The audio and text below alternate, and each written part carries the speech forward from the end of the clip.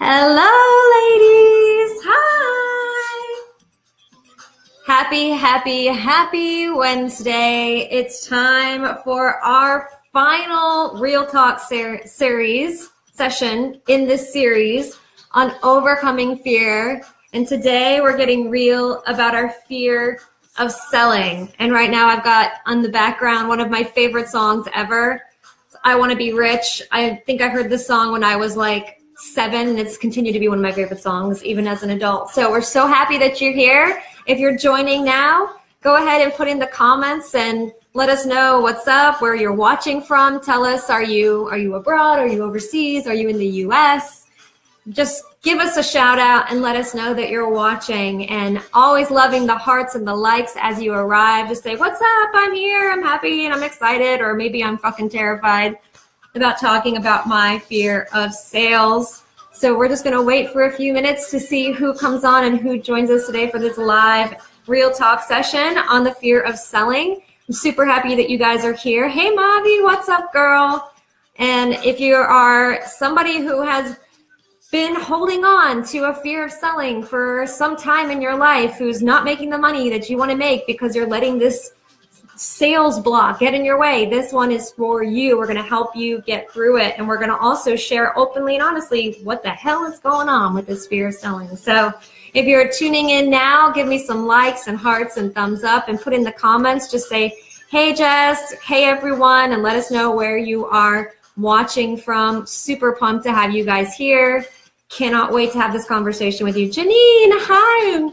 Hi, sweetheart. So good to see you. Thank you for joining. It's late over there, so I'm happy that you're here. And you're busy with the money games right now, too. So glad you made a few minutes to come and hang out with us. So for those of you who are new to Worthy Women, who are joining, and you haven't really been part of these Real Talk series before, let me introduce myself. My name is Jess Geist, and I'm the founder and creator of Worth to Wealth, which is a 90-day revolutionary program to help women entrepreneurs get over their fear and into action around their business. And my mission is to help women own their worth and earn their wealth. And this community and this tribe is all about giving you the space to get real about what it's actually like to build a business, not the fake stuff that we put on the internet. We're like, oh, it's all great and everything's fine and I'm just so perfect and wonderful, but the real shit that we don't really feel comfortable saying somewhere else. And that's what these Real Talk series are all about, giving you a forum to openly express what's going on in your heart, in your mind, in your spirit around creating your business, and then getting some help and support with that from your other sisters and from me. So happy. Janine says, yes, the money games is turning out to be lots of fun. Oh, I'm so happy that you're enjoying it, Janine. You're killing it. Oh, and Dina too. Hi, Kathy. Good to see you. Thanks for tuning in from Nebraska. Yeah. So I'm so happy that you guys are here. And like I said, my name is Jess, and this is our Real Talk series on overcoming the fear of selling. And I'm super excited to have this conversation with you today, because sales is something that is a necessary element of business. We all have to sell in order to get money and to have wealth. And if you're afraid of selling and you have a block around selling, then that's going to be a pretty big deal in keeping you from getting you where you want to be. And I have been selling, actually, I was thinking about it in preparation for this Real Talk. I realized that the first time I ever sold something, I was probably around the age of 6 or 7. And it was fresh ground peanut butter, fresh ground peanut butter that I made in my kitchen, which was really just me crushing up peanuts and then dumping olive oil into it, taking it to the end of my driveway with a poster and trying to sell it to passersby on the road. So I can pretty much safely say that I've been selling for at least 28, 29 years or more. So I have been a saleswoman my whole life. And even though that skill has come really naturally to me, I have not always been really comfortable with selling. And I've had to deal with my own fear of sales. So this is an opportunity for us to talk about our fear of selling, where it comes from, and then what we can do to transform it and to change it. So, well, I'm a veteran, says Tina. Yeah, I used to sell It started with peanut butter, and then it moved on to daffodils. I would cut daffodils in my yard and sell those at the end of the driveway. And then I moved on to Jump Rope for Heart, which is a program here in the United States that schools participate in, where you sell like little trinkets in a catalog. I would canvas my neighborhood, and I won multiple times. I've always been a little bit of a saleswoman. So I'm happy that you guys are here. And I want to know from you, we always start these sessions off with a little bit of dialogue around what it is that you are experiencing when it comes to your fear of sales and selling. So I'm going to turn the mic virtually, if you will, in a way, over to you. And in the comments right now, I would love for you to tell me what comes up. What is the biggest fear that you have when it comes to selling? So right now, go ahead in the comments. If you're tuning in and you're watching now and you're just joining, happy that you're here. We're here talking about the fear of selling. And I've just asked everyone to put in the comments, what is the thing that scares you the most? What's the fear that comes up for you when it comes to selling? I want to hear from you now. So go ahead and put that in the chat. And while I wait for those things to come through, because Facebook isn't always real time, Dina says, wanting to be authentic. That's essential for you. So authenticity, feeling like you might be inauthentic or need to be inauthentic or come across as inauthentic in sales. Yeah, absolutely. Thank you, Dina, for sharing that. What else, guys? Tell me, what are you afraid of when it comes to selling? What's the fear that's holding you back and that's looming over your head? I've been helping women entrepreneurs and other transformationalists fear. Shelly, hi, good to see you again. We just got off the phone. Fear that if I'm selling something to someone, I am somehow taking advantage of them or taking from them. Rejection, says Lorraine, or being pushy. Yep. Marley, hi Marley, good to see you. And hey Lorraine too, thanks for joining. Marley says taking or spending the time and not getting the results. Yeah, so wasting your time and the client's time, right? Bridget, hi Bridget, good to see you. Rejection. Yeah, so we're hearing rejection, being pushy, rejection and sounding like you're incompetent, says Kathy, and then taking from people. And Bridget says, hey, Jess, I'm literally in my PJs listening to you at 3 a.m. Oh, Bridget, you're amazing. I'm so happy that you're here joining us in your PJs from bed. You're so incredible. Oh my gosh. Bridget and Janine and Dina are all in my Worth to Wealth program as well. And those ladies are in the middle of doing our money games too. So the fact that they've taken the effort to be here is really special to me too. So thank you guys. So yeah, we're hearing a few things: being pushy, being inauthentic, feeling like you're taking from somebody, or that you are not going to be productive with your time, wasting your time. And then feeling as though you're incompetent or that you're not able to express clearly, it sounds like. And then, of course, rejection.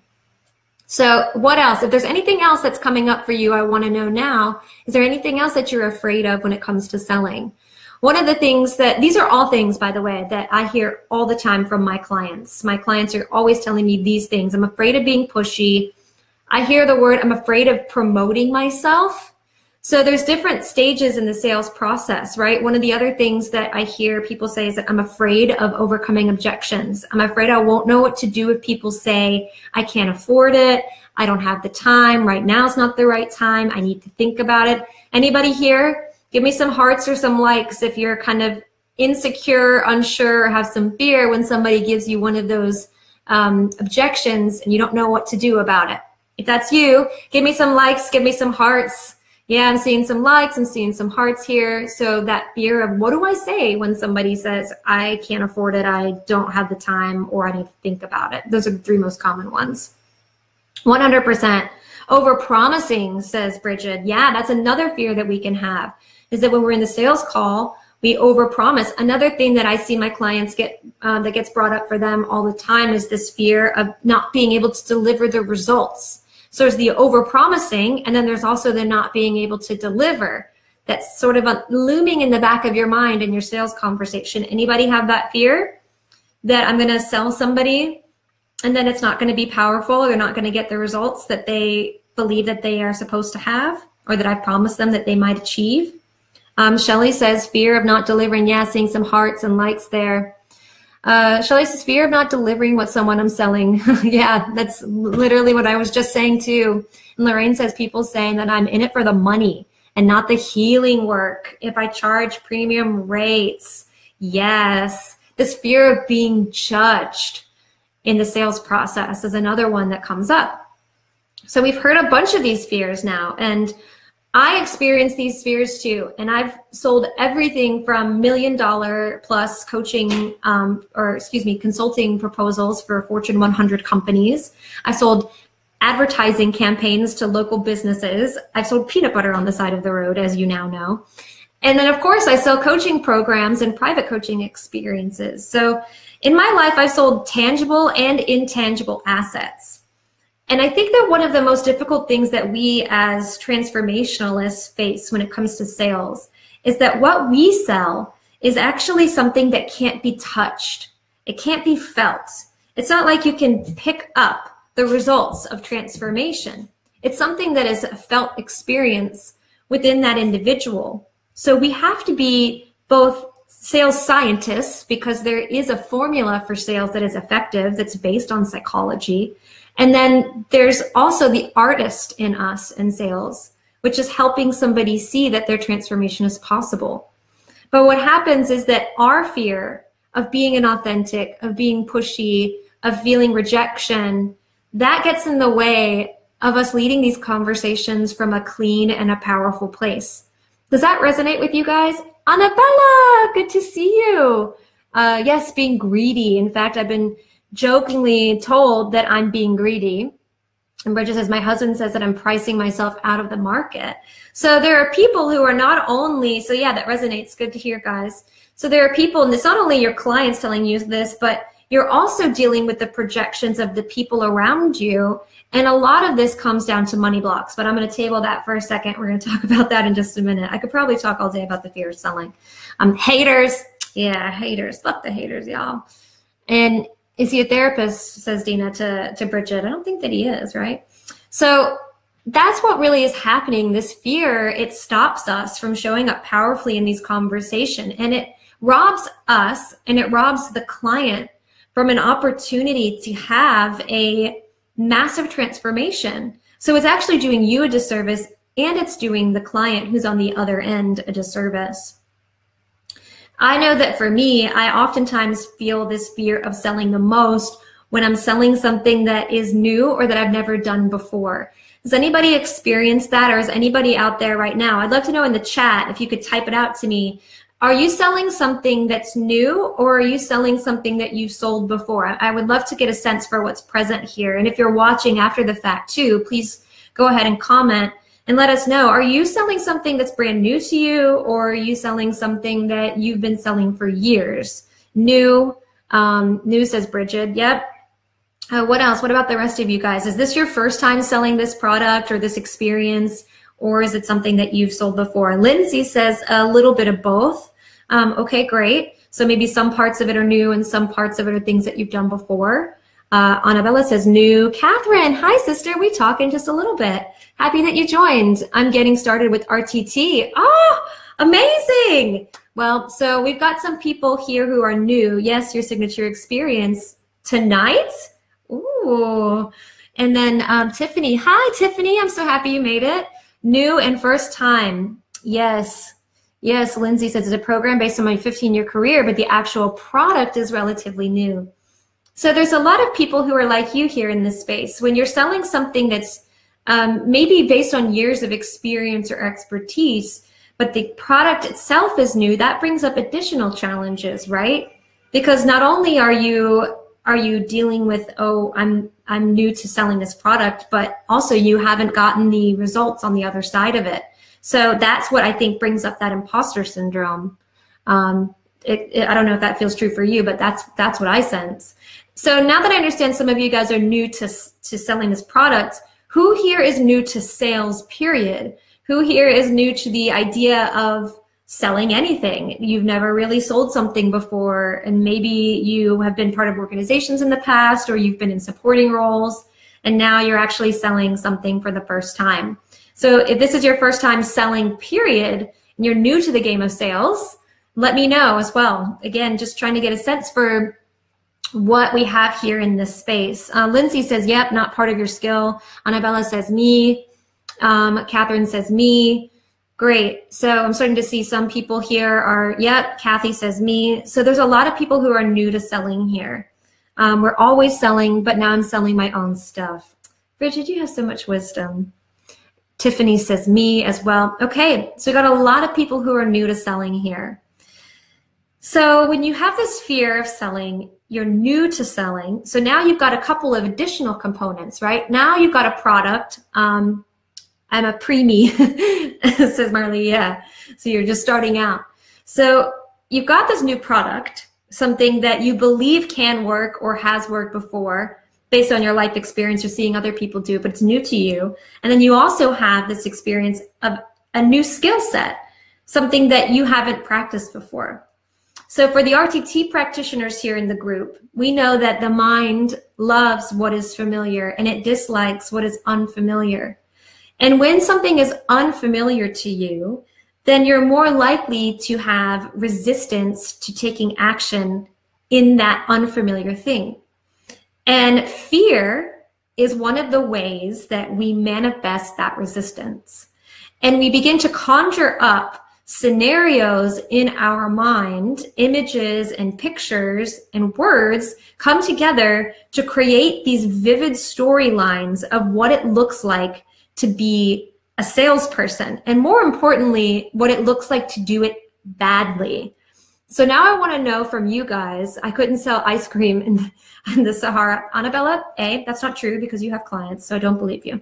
But I want to know from you guys, what do you conjure up? When you think of a salesperson or a bad salesperson, what do you see in your mind? What is the image that comes into your head?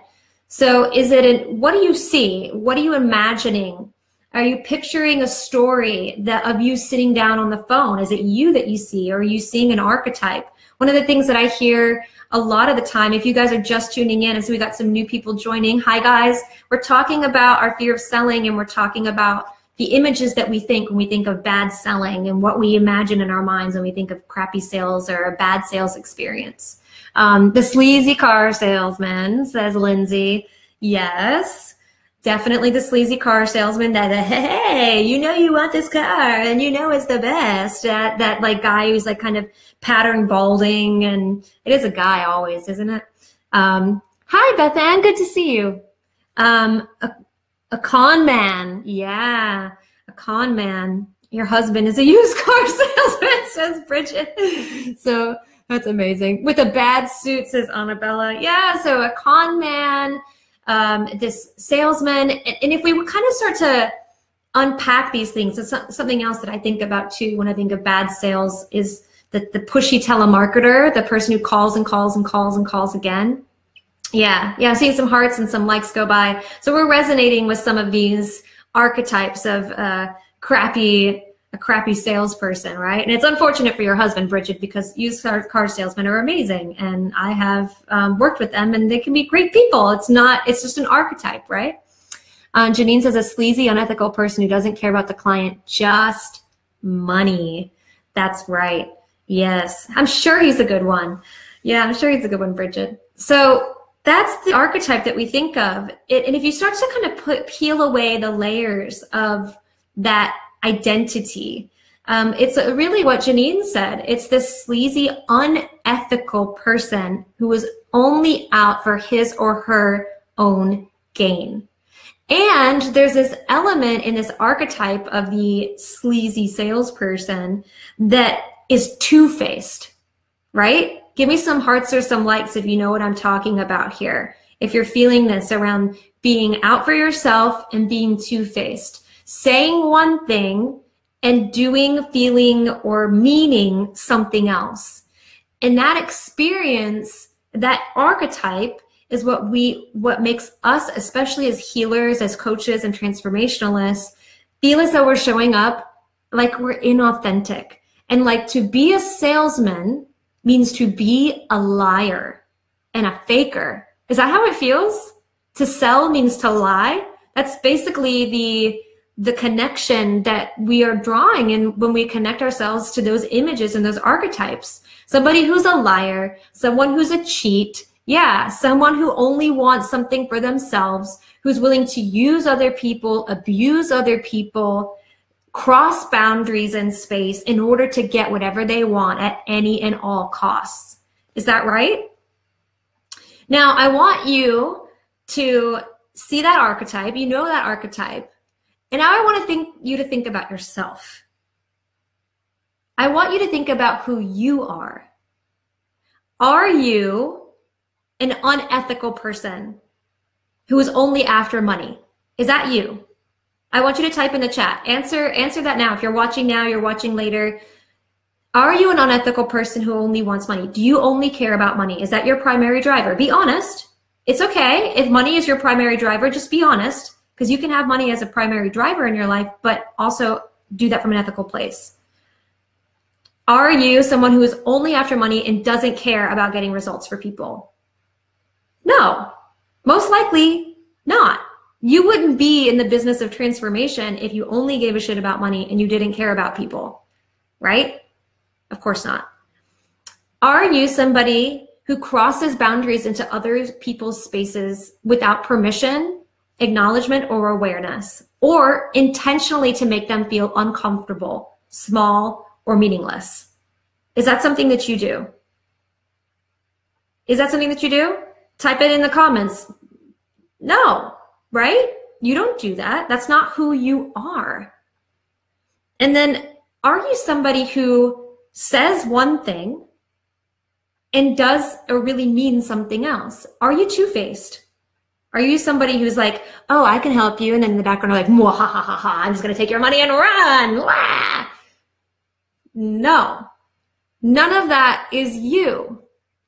So what I bring this up is that you have this archetype of the salesperson that's a sleazy, unethical asshole. And, it always falls on a man, but, we see it as a man in most cases. But then there's this other thing over here, and that's you. So if you were to describe yourself as an archetype, what kind of sale, if you were to create your own images and your own pictures and your own words, what would you see? I want to know what you see. When you think about yourself as a salesperson and the image that you want to have of yourself as a salesperson, what does that look like? Type it up to me now in the comments and tell me, what is the image and the archetype that you create in your mind of yourself as a salesperson?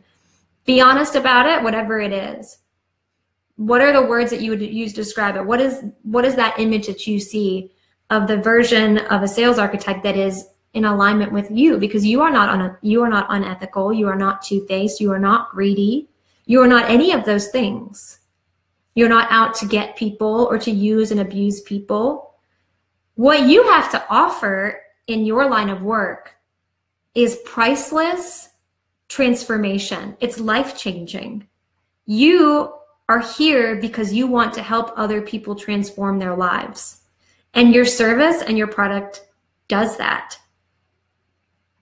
You are almost, I don't know, when I think of coaches as salespeople, I think of angels. Part of it, and when I think of that archetype, is that you are here delivering a message to somebody, a message of possibility, a message of hope, a message of help and a path. You are lighting the way for somebody through an experience that you can guide. Because in the end, you aren't responsible for your client's transformation. It's their responsibility. They are the ones who are responsible for stepping up and into their own power in their own choice to experience a different life. You cannot make anybody do that, and you are not responsible for somebody's choice to do that. So a lot of times this fear of selling is based on this outdated archetype that we have, and this fear that we will be judged as though that is the truth of ourselves. But in reality, if you take a step back and you really check in, you can see and feel, you're like, whoa, I am an authentic person. I'm an ethical person. I'm a well-meaning and a good-hearted person. I'm here to serve others. That's not me. And that's not me because, and I would like you guys to finish that sentence for me right now.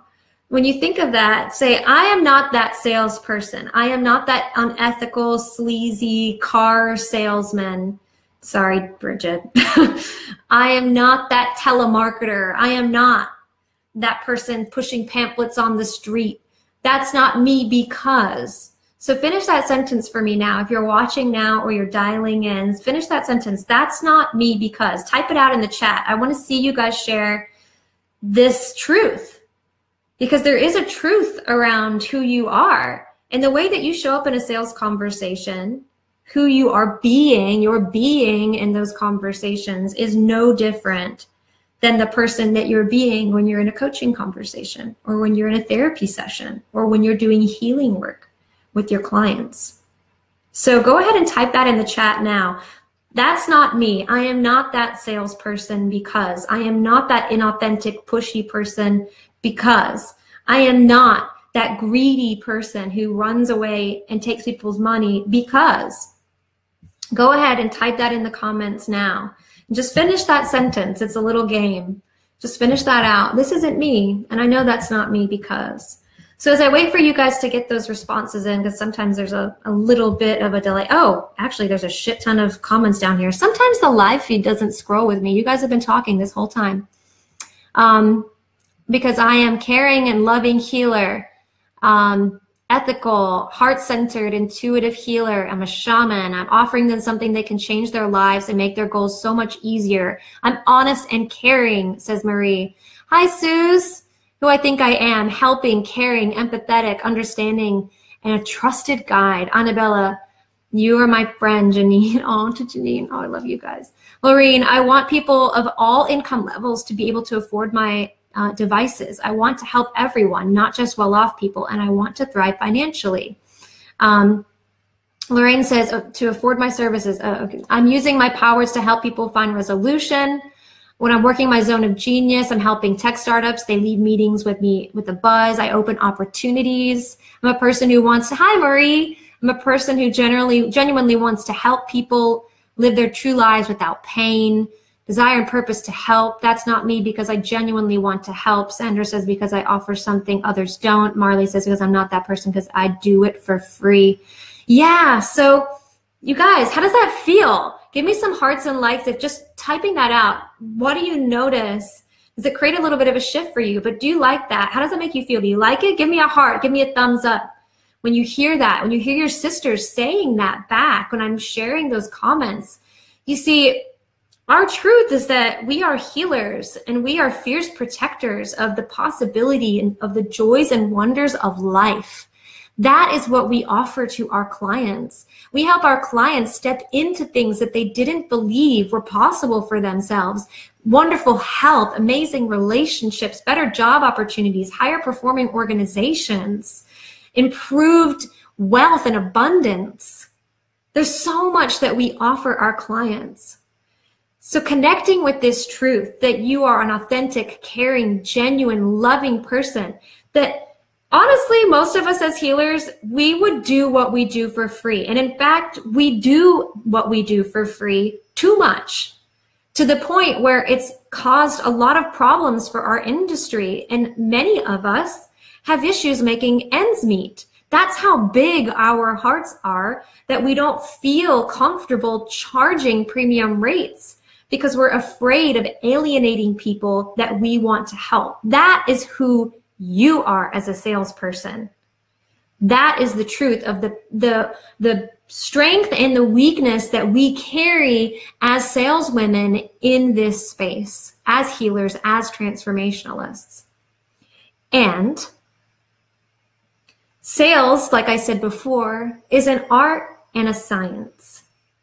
There is a way to let your big, beautiful heart show up in your sales conversations while also understanding how to help people make decisions that are aligned to their own desires.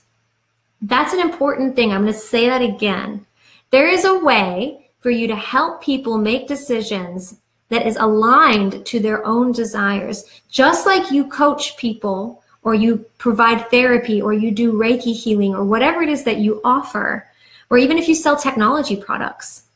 Your job in those conversations, when you are consulting with your client, or when you're coaching or doing therapy with your client, is to help them see things that they can't see. It's to be a guide. Maybe you take them through a step-by-step process, right? Maybe you have a process in your signature experience. First we do this, then we do this, and then we do that. And you don't feel evil or bad or wrong for taking people through that process, right?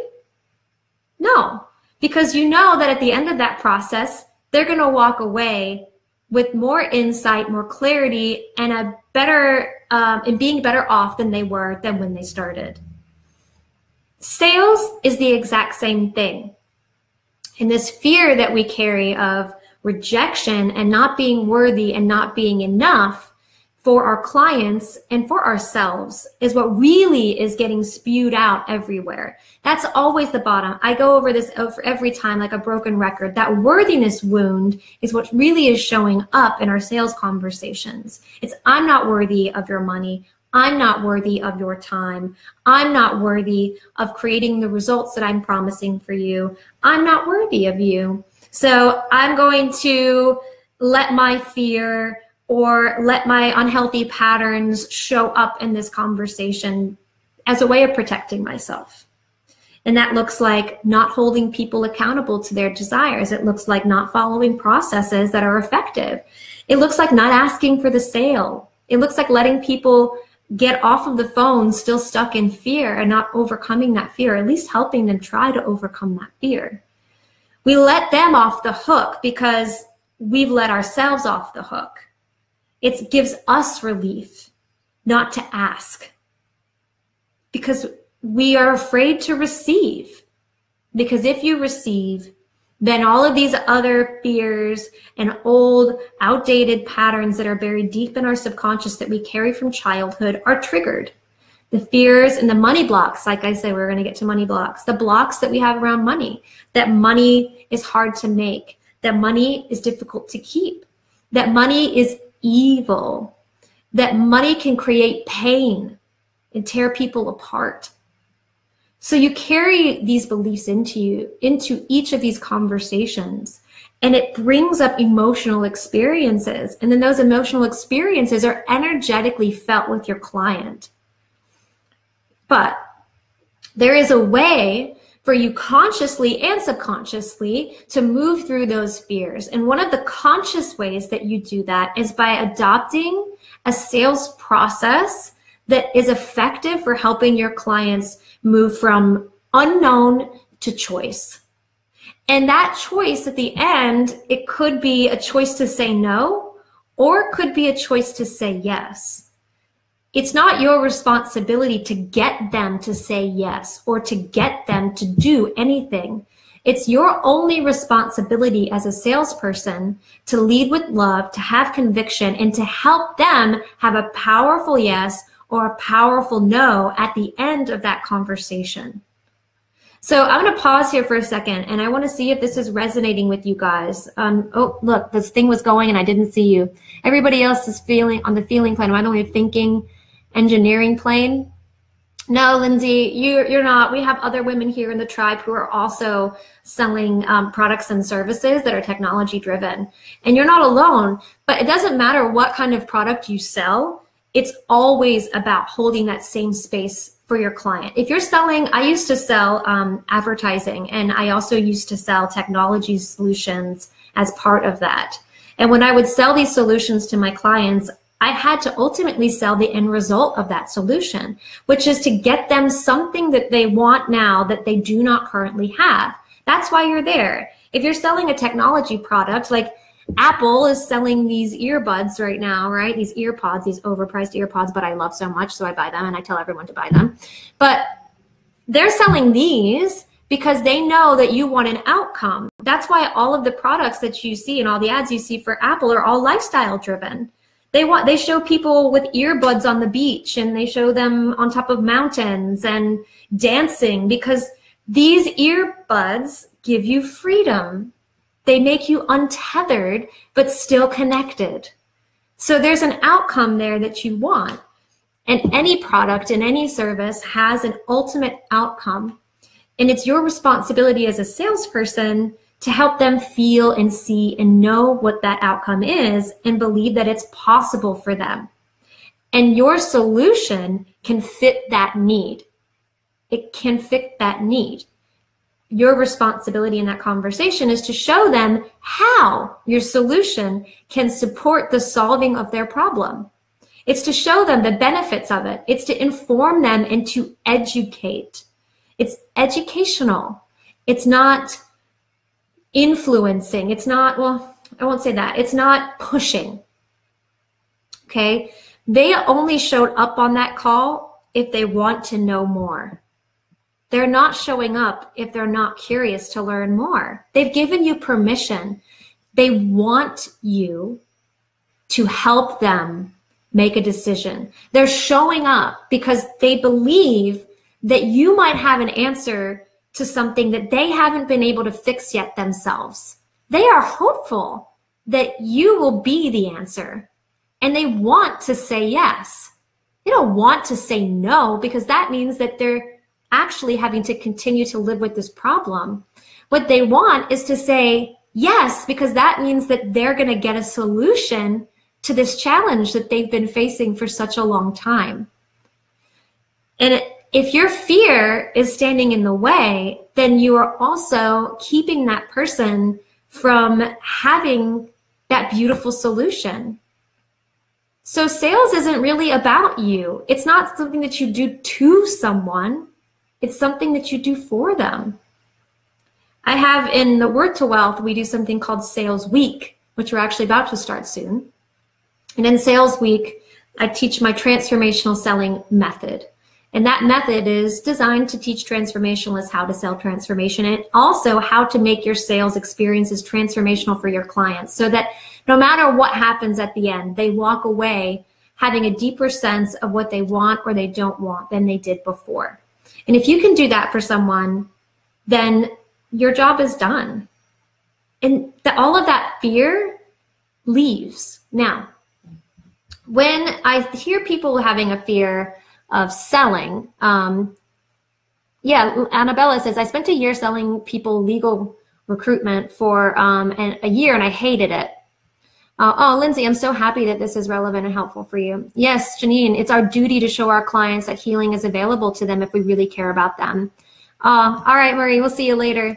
Sandra says, I don't mind selling, but I find that I will ultimately put off those tasks that I need to do to sell. For example, in my writing world, I have a pitch. I have to pitch.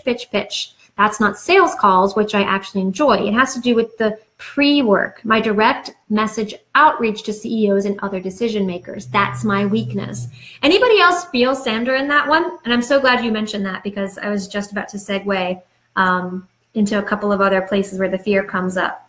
So give Sandra some likes, some hearts, or some thumbs up. Do you resonate with that? Is it once you get on the sales call, you're okay, but it's the outreach to get people into the phone calls, what we call in sales prospecting? Okay, I'm seeing some hearts come up. Yeah, so some other people are resonating with you on this, Sandra.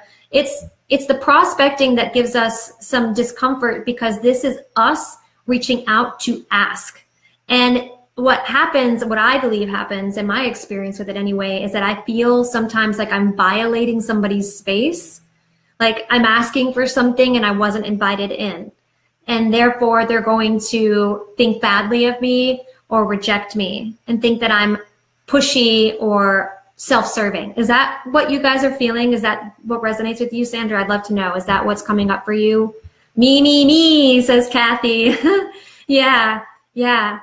So again, there's a way to craft these messages, and that's one of the things that I teach in Worth to Wealth, how to craft these messages, these outreach messages that come from a totally authentic place, that make it feel more like an invitation and an open door than you reaching out and just asking for something. But that little moment before the sales call, when you're sending an email or writing a Facebook message or pressing the send button or about to walk into a room if you're going to an event, that little moment is that first chance for you to have all of that worthiness stuff come up. It's that first place for you to feel the sensations of being pushy or being not good enough or being rejected.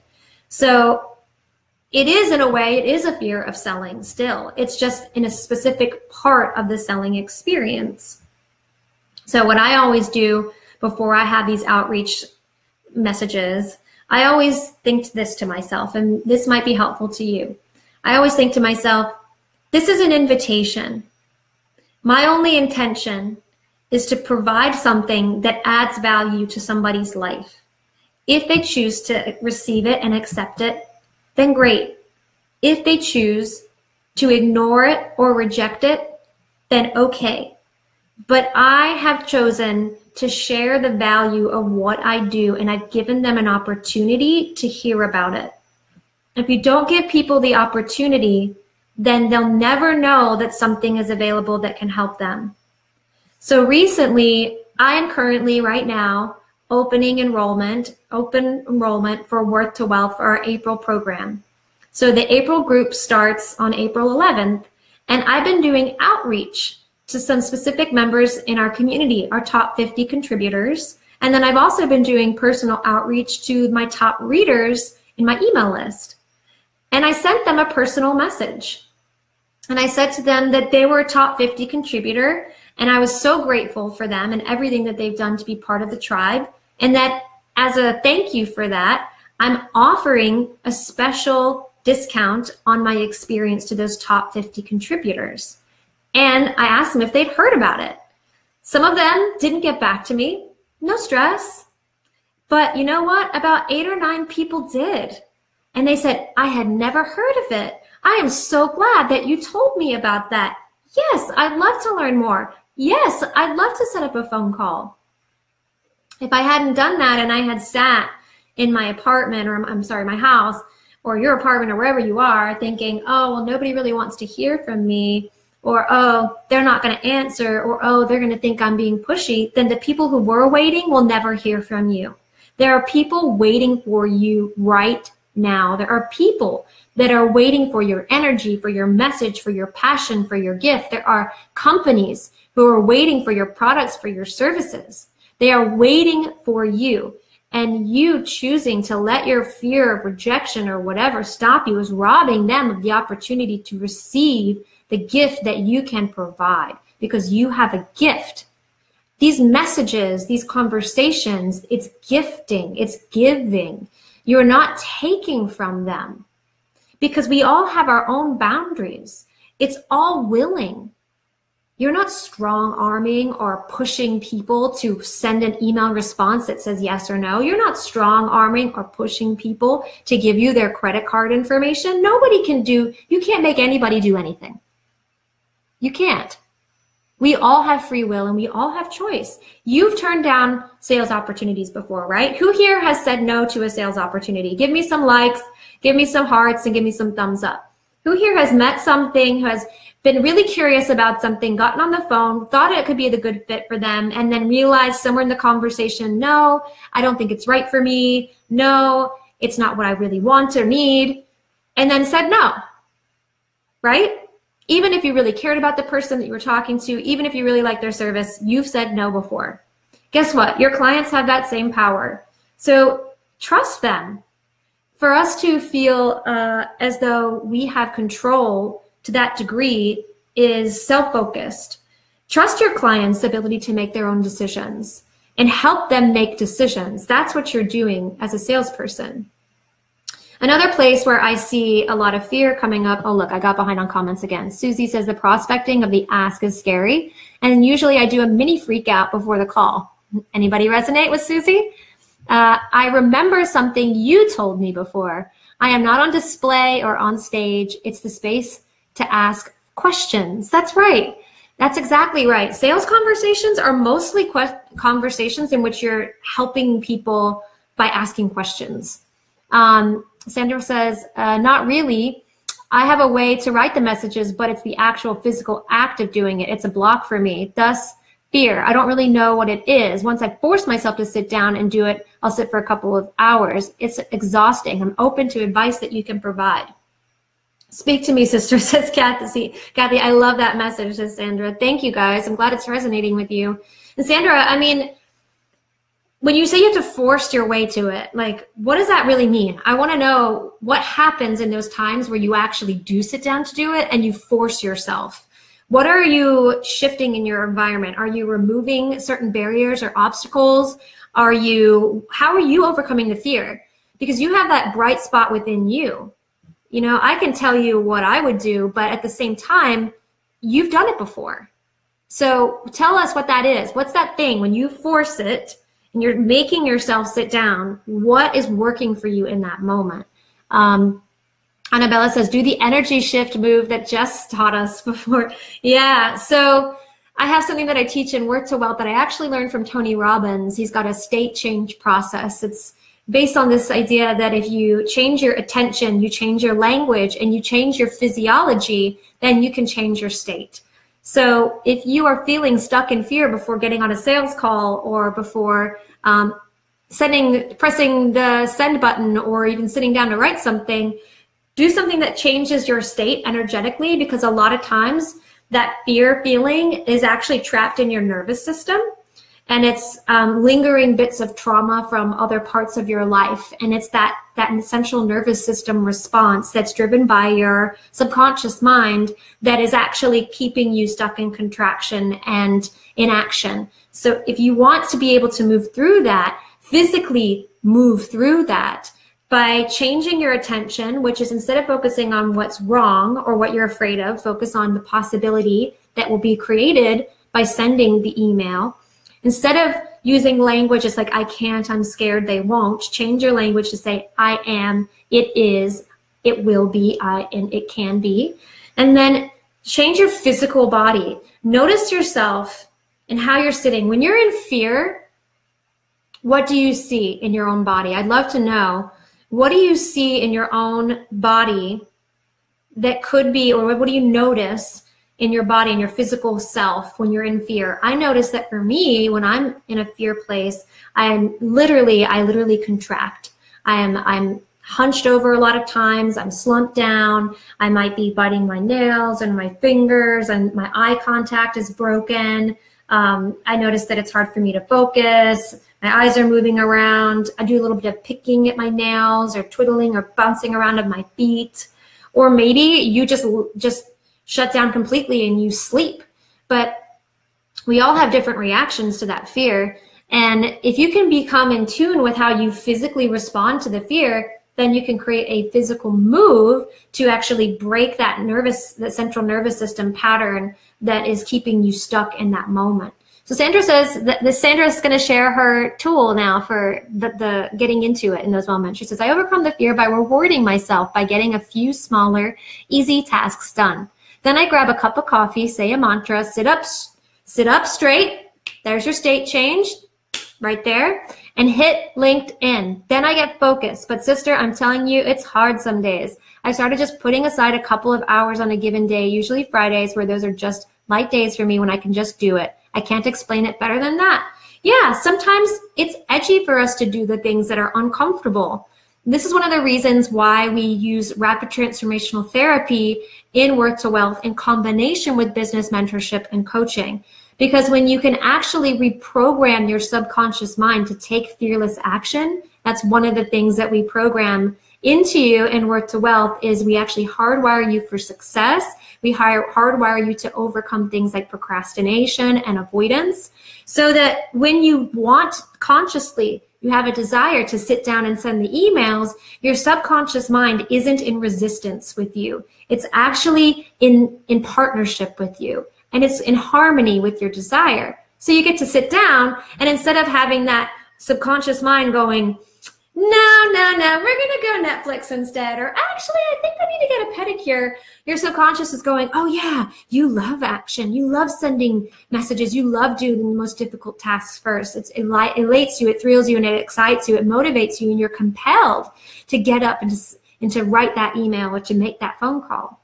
So it's when you can create that harmony that you really have truly transformative results. And you combine those other elements like the business mentorship, which is giving you the skills and the tools and the training that you need. And then you have the conscious coaching work, which is where you actually get to reframe your behavior and your interaction with the world around you, right? To repattern your behaviors. And then you've got your subconscious mind, which is the part of you that's actually driving 95% of your life experiences. And to think that your subconscious mind is not influencing the way that you feel about sales is something for you to take a look at, because sister, I promise you that it is. This is one of the reasons why I say over and over again that being an entrepreneur is the most self-effacing journey that we can take.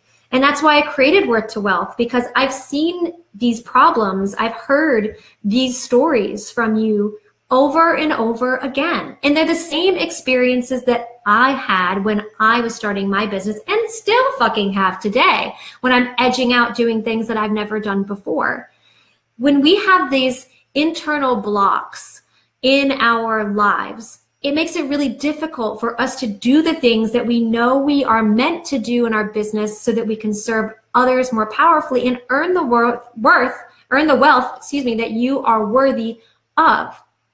So when you can actually overcome those blocks, and when you have the right guidance when it comes to the business side of things, you can combine those things, then everything starts to flow for you so much more effortlessly than it would if you were trying to, like Sandra said, force it and white knuckle your way through those experiences every day. Sales is the lifeblood of business.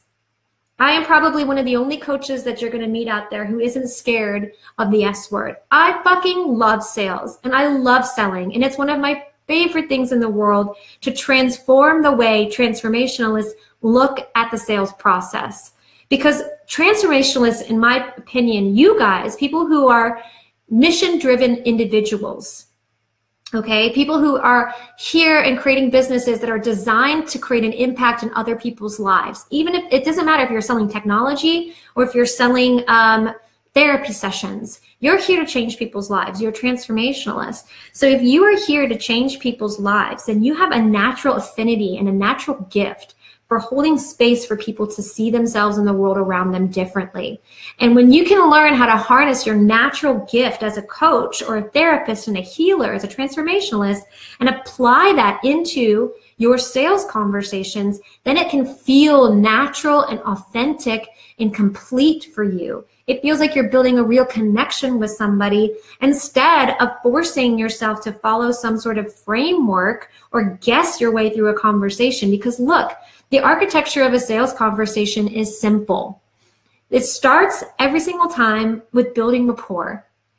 Hey, how are you? Where are you calling from? How's your day been? What are you feeling right now? Then it starts by setting up a series of questions to ask them about what their problem is. What's your problem? Why are you here? How long have you been experiencing that? How's that impacting your life? And then you explore, what do they want instead? What would it do for you if you were to change that? What do you want to be different in your life? What have you tried before to create that? How much does that mean to you, and how committed are you to making that happen in your life or in your business? And then it's like, okay, great. Are you curious to know how other people get those exact same things? Okay, yes? Well, let me tell you a little bit more of a story about somebody who's in a similar position that I helped, just like you. And then you share a story of a real person that you've supported. And then from there, you say, are you curious to know about my program or my experience and how that can help you have an experience just like this other individual? And they say, yeah, of course I'd love that. And then you get to tell them about what it is that you offer. And there are more details on how you do that. There's something called feature benefit tie downs. But You then get to explain the nuts and the bolts, the benefits, the features of your experience, and then you get to see what questions they have. What resonates with you? What do you like about this experience? What do you see the value of this being for you in your life? What questions do you have for me? Are you ready to take the next step? Yes? Great. Let me tell you about the investment. Here's what the investment is.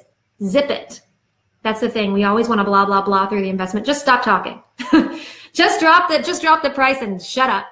Just be quiet and then let them talk. And I've actually just been totally silent after dropping the price. And I've heard somebody be like, oh, I can't afford that. Or, oh, that's more expensive than I thought. And then I just sit and I nod, kind of neutral, waiting. And then they come around, they're like, well, but I really do need this. And I've been saying I'm going to do this for a long time. And I had just got that extra check from that thing. And okay, you know what? I'm going to do it. I'm going to do it. And you didn't even have to overcome an objection. You just let them sit into their desire, because you just helped them see where they are, where they want to be, how you can help them get there. And then you've given them an opportunity to say yes or to say no. And there are ways to hold people accountable to a hell yes or a hell no on a sales conversation. And I like to set up my sales conversations by saying, by the end of this call, you're going to walk away knowing if this is a hell yes or a hell no for you. But either way, you're going to have a clear decision about what you want to have happen next. How does that sound to you? And they say, great. And that's it. So they know that the intention of this call is to help them make a decision. One of the things that I learned from Zig Ziglar is that it's a great thing for you to think of yourself in sales, not as though you're across the table from somebody, but actually as though you're sitting next to them. He actually calls salespeople assistant buyers. And I just really love that. You're an assistant buyer with your clients. I love the verbiage of investment versus price or cost, says Kathy. Yeah, I always say it's an investment. I never say the price. I never say it's the price or the cost of the program. I always say the investment is, because it is an investment. Your clients get a return on the work that they do with you, on the purchase that they make of your technology product, Lindsay. They get a return on that investment. Everything gives you a return. Every single thing that you buy gives you a return of some kind, some sort of tangible or intangible return. So it's an investment. And, I said, I have a video that I'm going to release to you guys soon about our undercharging problem in our industry. But people will go out and they will buy a grill for $400 or $500, or they'll go and spend $1,000 on a new couch or $2,000 on a new couch for their house. They'll buy shit when they really want it. It's your responsibility as a salesperson to help them step into the fact that their desires are so palpable for them, that they want it so much that they're willing to invest in themselves, because for most people, they're not used to investing in themselves. They're used to investing in things for their family. They're used to investing in their career. They're used to investing in other people around them. But when it comes to me, myself, and I, a lot of people have a difficult time with that. And it's the same exact problem that you experience when you're afraid to ask for the sale. It's worthiness. What makes me feel like I am the person who deserves to receive this kind of funding? What makes me feel like I'm the kind of person that deserves to help somebody with this problem in their life? They have the same thing going on in their head. So call it out, name it, and it's going to help them. How would it be if I do not charge flat fees but packages? How can I zip it? Well, what I do is I actually explain all of my programs are packages, and I explain what the nuts and the bolts are, and I do the feature benefit tie downs, which is something I teach in Worth to Wealth, on how do you what are the elements of the package, and then you just make it a fee. You bundle the products together, you bundle the items together, and then you drop a flat fee. So if you have multiple things, if you're like, I can do this, I can do this, I can do this, I can do this, I can do this, I can do this, that's a problem in business. You might have multiple products. Like, I have a mid-tier, a low tier, and a high-end experience. There's 3 experiences that I have, but there's a paradox of choice. You are the one who's listening to your client, and it's your job as the expert, because your domain is transformation. It's your responsibility to say to them, okay, well, based on what you said to me, it seems as though this is the program that's going to be the best fit for you. So let me tell you about this program and why I think this is the right fit for you based on what you shared with me today. And then you give them that information and then help them make the decision on whether or not they agree that it's the right fit and if they want to continue. But what you don't want to do is sit down with somebody. It's like going to the nail salon and just list off all of your a la carte options, because it's overwhelming. If you sat down with somebody on a call and they're like, okay, well, this is 250 and this is 350 and this is 450 and this is 550 and this is 650. And then you could also do this and you could do this and you could do this. Which one do you want? They're just going to look at you and go, well, which one do you think I need? Because you're the expert, right? You're the one who has been gathering data and information about them so that you can help use your expertise to give them the best solution out of your offerings that meets the need that they have. So I hope that helps out, Marley. All right, guys, well, it's 101. This one has been a lot of fun for me. I hope that you guys have enjoyed this too. I'd love to know, if you want to put in the comments now, what has been the biggest takeaway for you when it comes to overcoming your fear of selling today? Put it in the comments. I'd love to know what's been the biggest insight, aha, or key takeaway that you've had from this conversation about where the fear of selling comes from, and then what you can do to overcome it. What's been that thing that made you go, oh, wow, that's really helpful. I hadn't thought about it that way. That's gonna change things for me. Either it's from something that I said or something that one of your sisters said. Put it in the comments now and let us know what is that key takeaway from today that made it worthwhile. You know, you invested your time to be here, to sit and to have this conversation with us, to lean in and listen. So there's something that you get in return from that. I want to know what that thing is for you. What is the return that you got? You're welcome, Marley. I just think the general feeling that we're not scammy. We're sitting next to our clients. Yeah, that's right. You're next to them. You are actually an assistant buyer.